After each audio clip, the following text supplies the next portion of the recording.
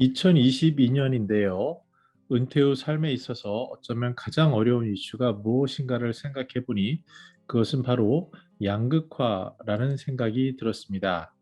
양극화에 대해서 이것이 은퇴 후 삶에 어떤 영향을 미칠지, 또 그 양극화의 현실이 크게는 기업, 산업, 지역뿐만 아니라 우리들의 일자리, 주거, 교육, 부, 디지털에 어떻게 영향을 미치는지, 이것을 통해서 양극화가 시니어 라이프에 주는 세 가지 시사점을 살펴보도록 하겠습니다. 안녕하세요. 저는 시니어 라이프 비즈니스를 연구하는 최학입니다. 뉴스에 보면 10명 중 8명이 코로나로 인해서 양극화가 심화됐다라고 얘기를 하고, 그중에 가장 심한 것은 부동산이다 또는 소득 격차다라고 얘기를 하는데요. 이것은 우리들이 너무나도 체감하는 겁니다. 그런데 전 세계 관점에서 보면 한국인의 소득이 올해 굉장히 올랐습니다. 그래서 영국인보다 더 잘 벌지만 그 부의 양극화는 심화된다라고 합니다. 이렇게 양극화를 얘기할 때는 전체 인구를 100으로 놓고요. 하위 20%, 상위 20%를 비교를 합니다. 그래서 그 비교가 하위 20%랑 상위 20%의 소득 격차가 얼마나 나느냐, 이것을 봤더니 우리는 거의 14배 이렇게 차이가 난다고 합니다.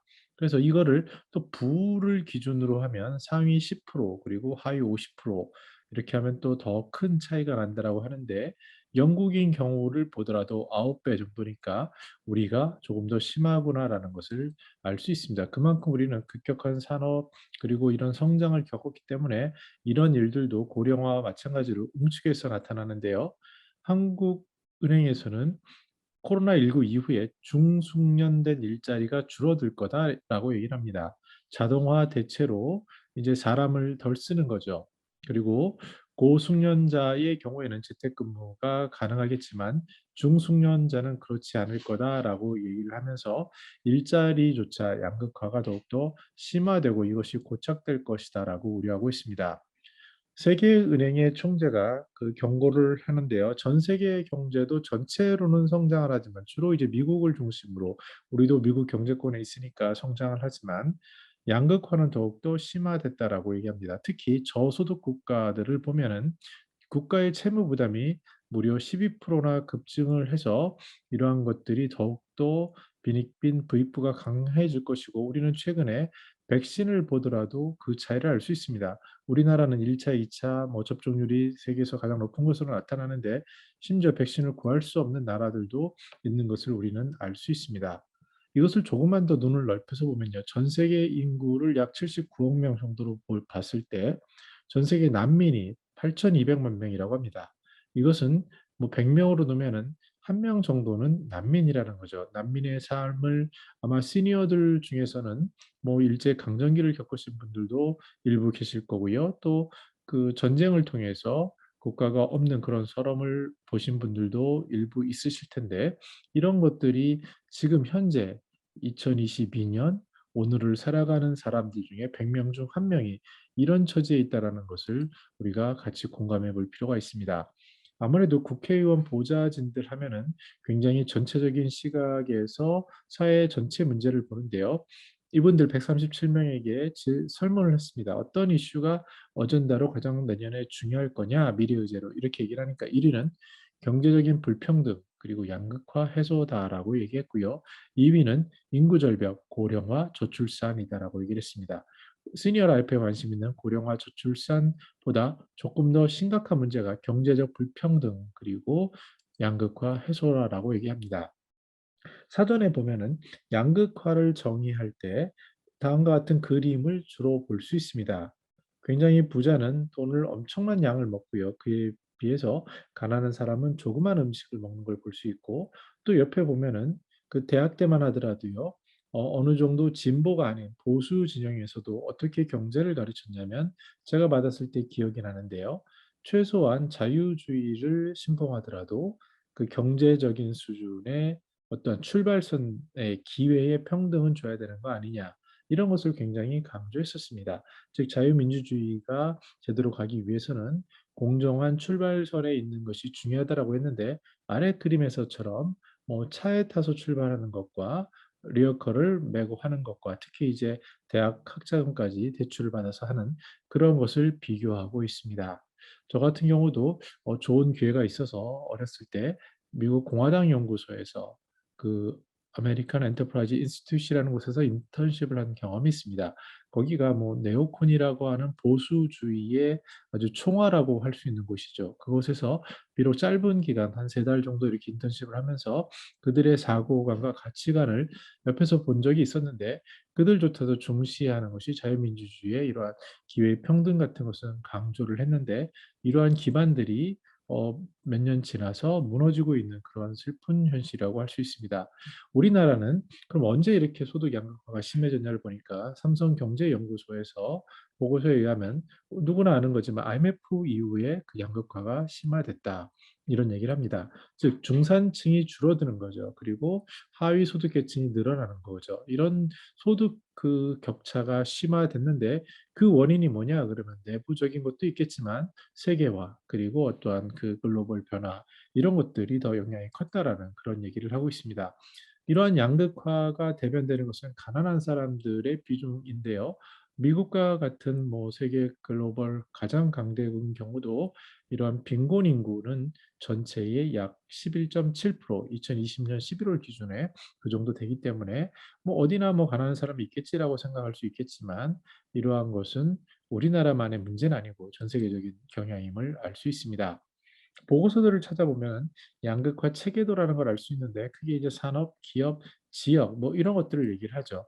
근데 여기서 더 디테일하게 들어가 보면요. 그 원인이 뭐냐 그러면 어떠한 이제 글로벌 경제 환경이 변화하는 것, 그리고 우리나라는 수출 주도국이기 때문에 수출은 우리의 대기업들이 너무나도 잘하기 때문에 엄청난 부를 쌓고 있습니다. 그리고 전 세계에 가보면은 그 자부심이 어마어마하죠. 각 나라에 가보면 우리나라 대기업들이 정말 모든 것을 장악하고 있는 것과 같은 그러한 강한 자긍심, 최근에는 컨텐츠까지 이렇게 그 확산되는 것을 보면서 굉장히 한국 사람인 것이 뿌듯한데요. 이런 것들이 일부 대기업과 일부 층에 모이면서, 특히 정보화라는 것이 그렇지 않습니까? 일자리 부분에서도 그렇고요. 무엇보다 요번에 이제 체감하는 것은 자영업입니다. 코로나라는 것은 자영업자가 실수한 게 하나도 없죠. 그냥 주어진 환경이고, 그것을 방역을 하기 위해서 자영업자가 그 피해를 감수하는 구조가 되는데, 그때 당시에 내가 자영업자냐 아니냐에 따라서 엄청난 부라든지 기회의 변화가 생겼습니다. 예를 들어서 단지 버티기 위해서 쓴 비용이 그 부채가 되겠죠. 이 부채는 더욱 늘어나고 이자를 일부 감면한다 하더라도 이 기회비용뿐만 아니라 버틸 수 없는 구조로 그 몰리는 것이 이러한 자영업자의 현실인데요. 퇴직 후 삶에 있어서 과연 선택지가 무엇이 있을지 생각해 보면 암울합니다. 40대 빠르면 40대 초반부터 밀려나는 대기업 직원들이 할 수 있는 선택지를 골라보면 그리 많지 않음을 알 수 있고, 어찌 보면은 이 노동 현장에서 자영업자는 은퇴자들의 어떤 돌파구 이렇게 될 수 있는, 어떻게 보면 좋게 보면 창업의 영역이라고도 할 수 있는데, 지금 코로나를 겪으면서 이러한 암울한 현실 속에 놓여 있게 됐습니다. 그래서 설문을 통해서 양극화가 왜 문제냐라고 얘기하니까 사회적인 갈등이 있다. 그리고 두 번째는 소외가 되고 비인간화가 된다. 즉 존엄성이 무너지는 거죠. 그리고 정의롭지 않다. 이런 얘기를 했는데요. 갈등이라는 것은 심한 경우에는 내전으로 나타나고요. 또 그런 내전의 결과가 다시 앞에서 본 난민 이런 것들로 나타나게 됩니다. 그래서 양극화가 얼마나 심하냐라고 물어봤더니 일자리, 지역, 주거, 교육 순으로 좀 심하다라고 나왔는데, 그러니까 매우 심하다, 심한 편이다 말한 비율이 72%에서 81%에 달합니다. 즉 인구 중에 7분, 8분은 양극화가 심하다라고 느끼는 분들이고, 특히 심하다라고는 2명, 3명은 10명 중에 그렇게 느끼는 거죠.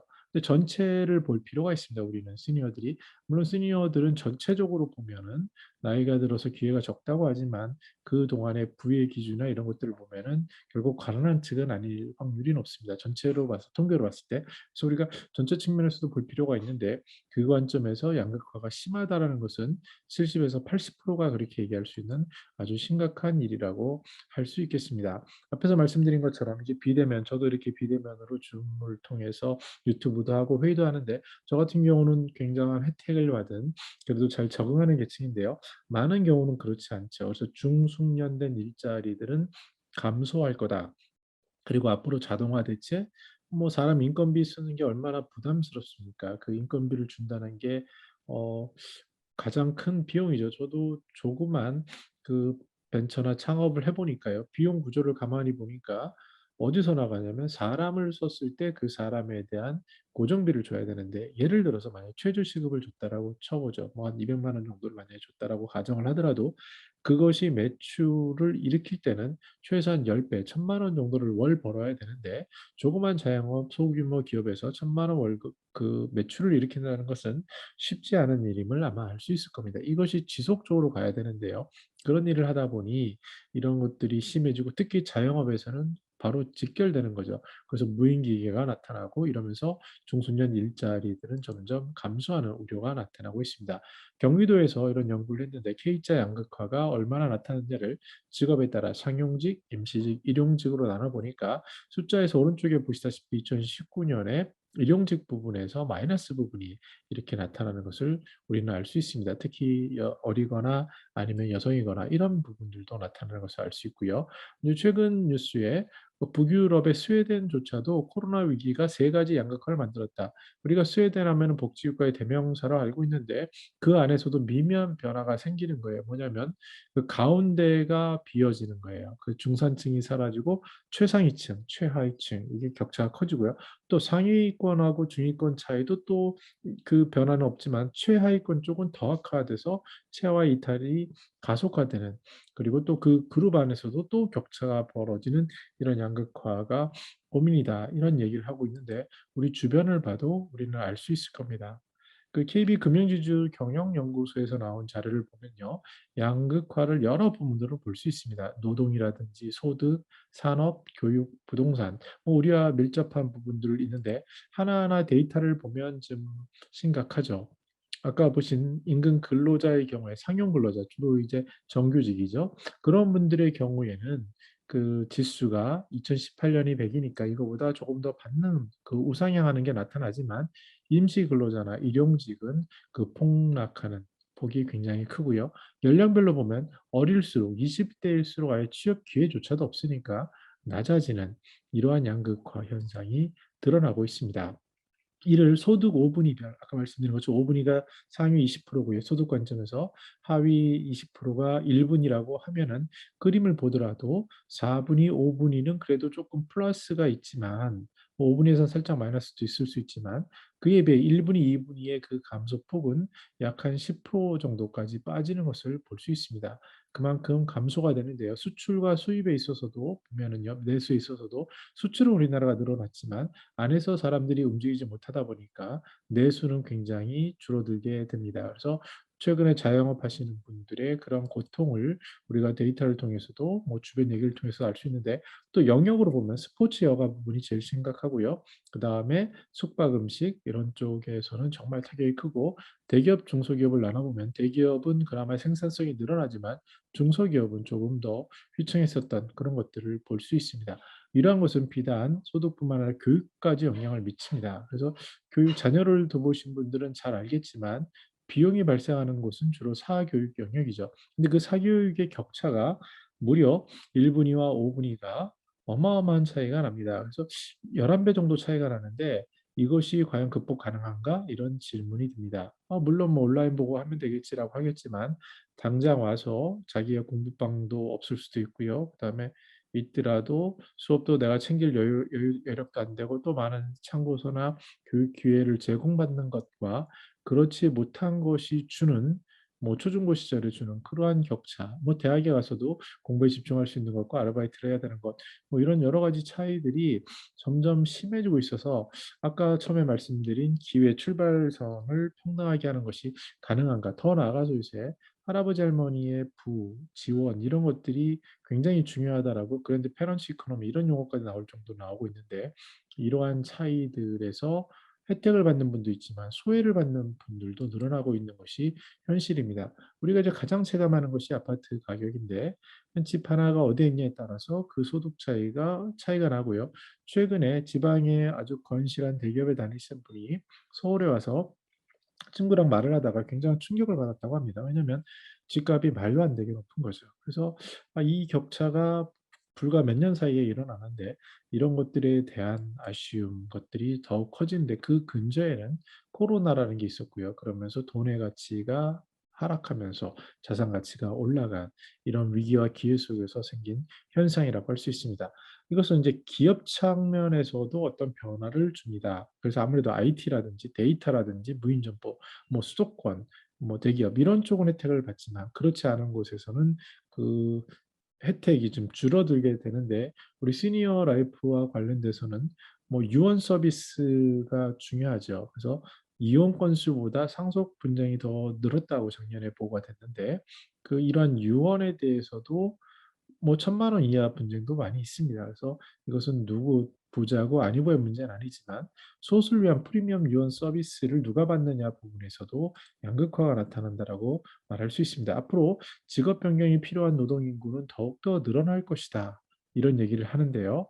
요번에 이제 비대면 하면서 더욱더 커졌죠. 이것은 선진국뿐만 아니라 다른 나라에서도 큰 변화들이 나타날 것이고 점점 체감적으로 나타나게 될 것으로 보여집니다. 그래서 고용의 불균형이 생기는데 그럼 누가 피해를 보느냐? 상대적으로 맥킨지 자료인데요. 학력이 낮을수록 또 여성일수록 저임금일수록 소수자일수록 그 영향을 크게 받습니다. 그래서 이런 경제 위기가 오면은 실제로 부한 사람들은 자산 가치가 올라가니까 더욱더 그 부가 증가하지만 부족한 사람들은 더욱더 이게 악순환이 돼서 대출이라든지 기회가 없어진다든지 이렇게 되면서 더욱더 그 하락하는 그런 경도가 세지는데 그 근본에 될 수 있는 건 일이라고 할 수 있는데 이 일자리에 있어서도 이러한 현상이 전 세계적으로 나타나고 있습니다. 이것은 집으로도 영향을 미치죠. 그래서 주택 자산에 대한 이러한 주거 양극화를 조사한 자료들도 상당히 많은데 그 연구를 보니까 하위의 20% 같은 지역이라고 하더라도 여기서 부산을 들었는데요. 하위의 20% 소득계층은 점점 공간적으로도 그 좀 안 좋은 상황으로 가는 거고요. 전에 데이터가 제가 기억으로는 우리나라의 한 4% 정도, 시니어의 4, 노인들의 4% 정도는 정말 집이라고 하기에 어려운 그런 열악한 상황에 계시는 분들이 현재 생활하고 있다라는 것이 어렴풋이 기억이 납니다. 이렇듯이 그 극단을 달리고 있는 이런 주거 정책에 대한 관심도 필요하고요. 더 나아가서 금융에서도 양극화가 생깁니다. 이건 물론 기업에서 큰 기업, 작은 기업 이렇게 얘기가 되겠지만 이 기업에 또 종속된 저희 사람들이 있지 않습니까? 그래서 그 대부분의 은퇴자들은 신용이 높을 수가 없기 때문에 대부분의 신용은 근로소득에서 나오니까요. 그래서 뭐그 부자인 사람은 대출을 받을 필요가 없는 경우가 많지만 또는 자산을 기반으로 대출을 받으니까 그것도 영향이 다르지만요. 아무튼 어찌됐건 그 은행 안에서도 약간 차이가 있고 그것을 또 사용하는 사람들도 소득에 따라 이용하게 되는데 아무래도 저금리, 저신용자는 저금리보다는 고금리를 쓰게 되면서 또다시 이것도 악영향의 그 사슬에 이렇게 차이가 되는 것을 알 수가 있습니다. 나아가서 MZ세대의 부의 대물림에 따른 양극화가 심화된다라는 얘기를 하는데 MZ세대의 경우에 지금 젊은 사람들 뭐 30대 이렇게 생각하시면 될 것 같은데요. 이분들의 하위 20% 평균 자산이 2,473만 원인데 그 2,373만 원인데요. 이것은 뭐 한 2.6% 증가한 거랍니다. 근데 5분이 그러니까 상위 20%의 평균 자산은 8억 7천만 원이라고 합니다. 이게 깜짝 놀랄 일 아닙니까? 또 자산도 거의 8.8%가 늘어났는데요. 그럼 둘의 차이가 얼마냐? 그러니까 35배가 나는 겁니다. 아니 50대, 60대에서 차이가 나는 건 이해할 수 있는데 20대, 30대에서 35배 차이가 난다면 이것이 과연 감당할 수 있는 그런 기회의 균등이 맞나? 이런 심각한 질문을 던져주게 되는 겁니다. 나아가서 교육에 있어서도 그 양극화 추이가 나타나는데 주로 말씀드린 사교육에 의한 그 편차가 커지는 거죠. 그래서 이게 왜 문제입니까? 라고 얘기를 하니까 기회 자체가 이렇게 좀 없어지는 거 아니냐. 그리고 이제 계층 이동의 사다리라고 하는데 이 자유민주주의에서 누구나 평등하다는 게 전제인데요. 평등한 게 과연 평등할 수 있는가?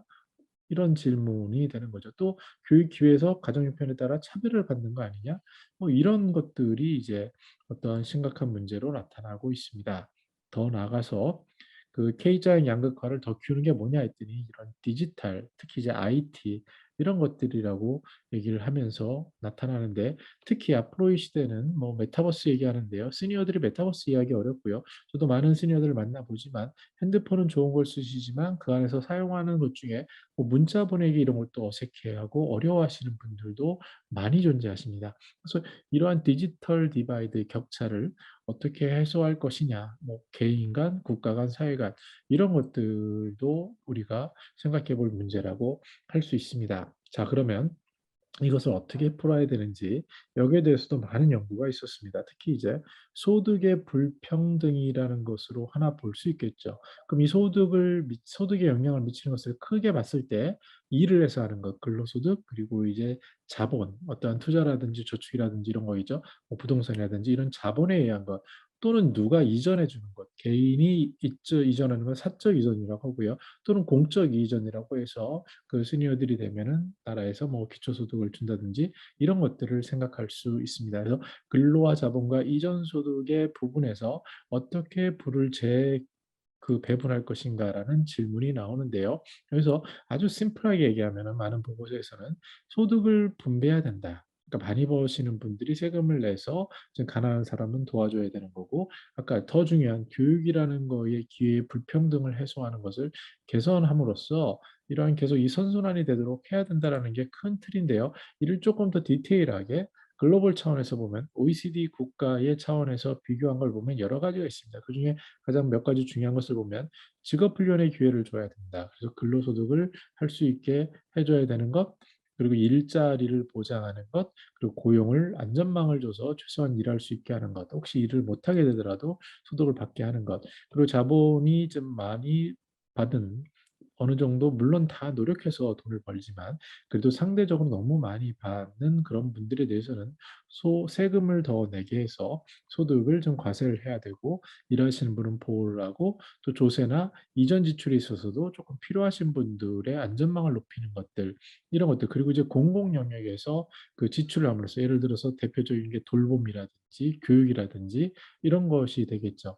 그래서 이런 그 공공 서비스를 확대하는 것 등을 이야기하고 있습니다. 근데 이 얘기를 들으면 아, 이게 과연 저게 생각은 그래도 현실에서 가능해? 라는 그런 반문이 아마 많이 있으실 거예요. 그래서 이론과 현실의 차이가 있고 여기서 어떻게 할지 정말 많은 촌밀한 그 설계 그리고 실행 이런 것들이 많이 들어가는데 제가 이제 시니어들에게 내년에 가장 중요한 게 이러한 그 양극화라고 얘기를 했는데 그러면 서울대에 있는 뭐 분배적 연구센터에서 나온 그 세미나 발표 자료를 잠깐 보면요. 이분이 이제 어떤 분인지는 제가 확인을 못했지만 그 큰 틀의 줄기는 알 수 있을 것 같아요. 이게 지속 가능하게 발전해야 되는데 기후위기나 코로나위기 이런 것들이 있는데 큰 원인은 뭐냐? 불공정하다, 불평등하다, 불투명하다라는 것을 제거하는 것이라고 얘기를 합니다.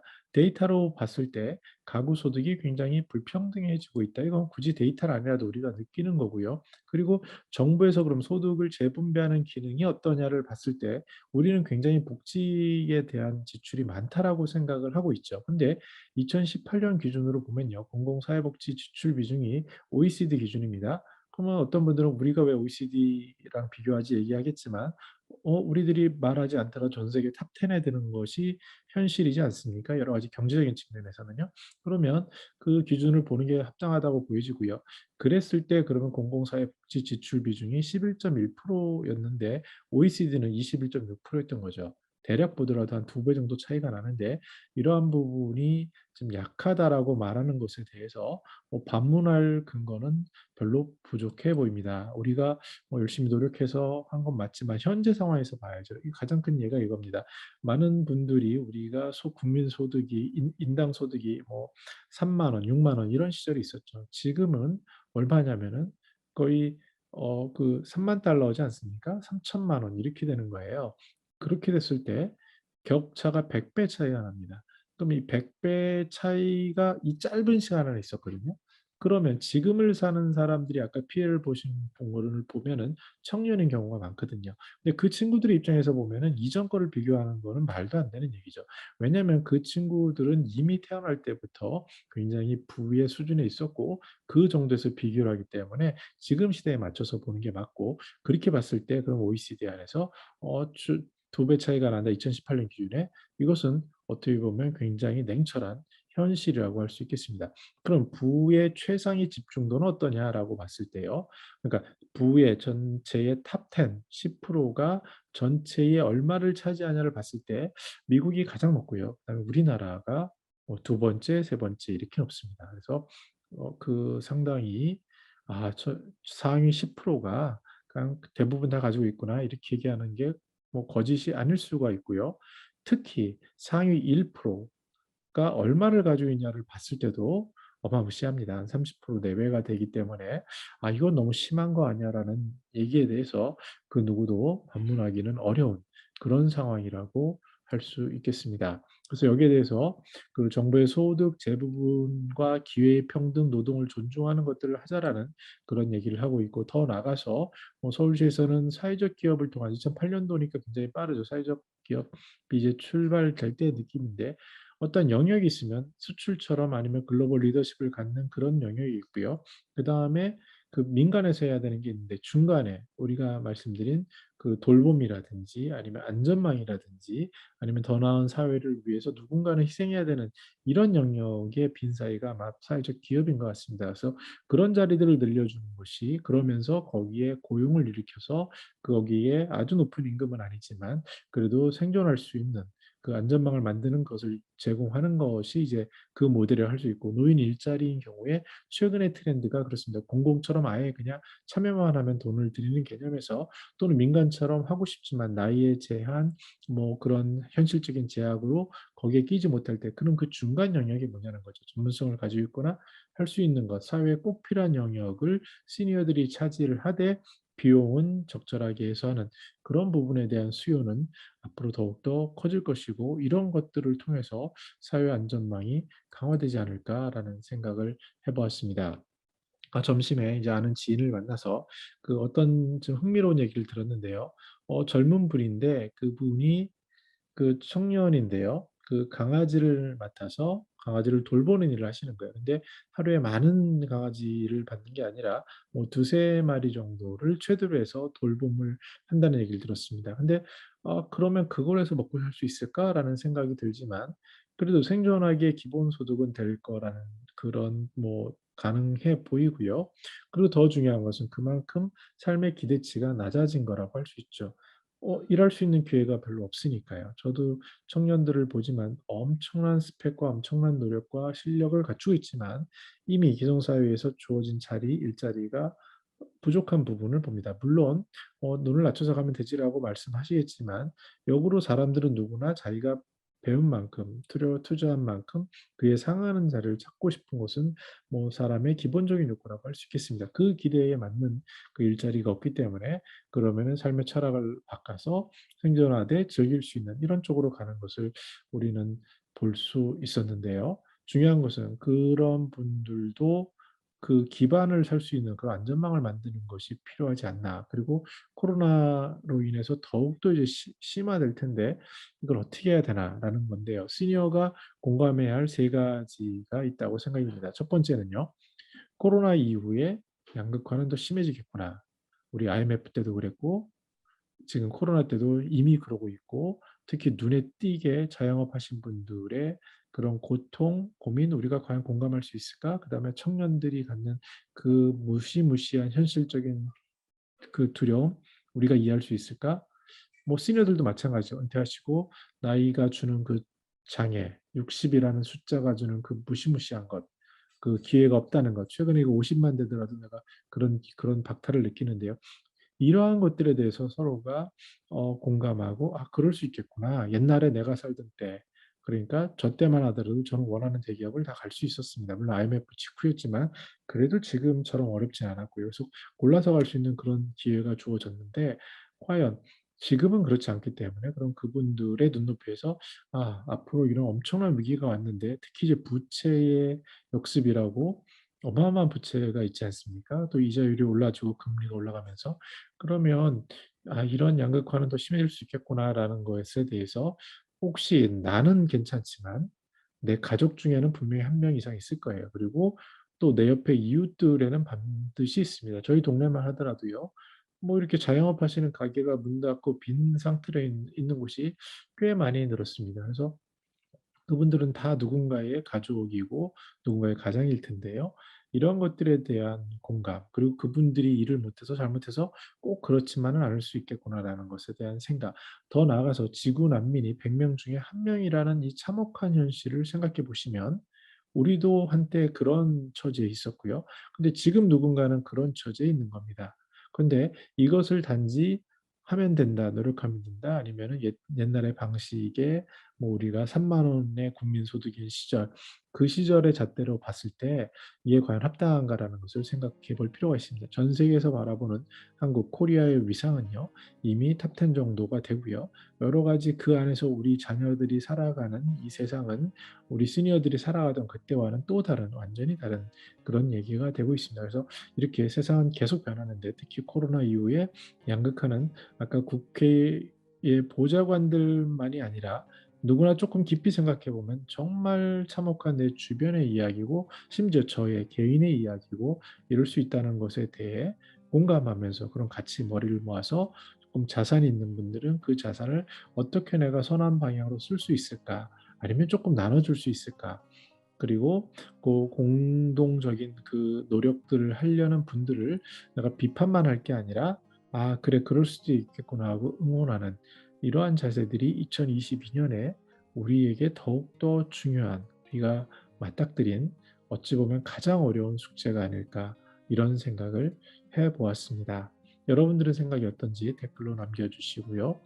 저는 그래서 2022년에 여력이 된다면 이러한 양극화에 대해서 정말 진지한 고민, 그리고 개인이 할 수 있는 게 뭔지 더 찾아보고 고민해보고 하면 좋겠다라는 그런 방향성을 생각하고 있습니다. 저는 더 나은 시니어 삶 공동체를 연구합니다. 감사합니다.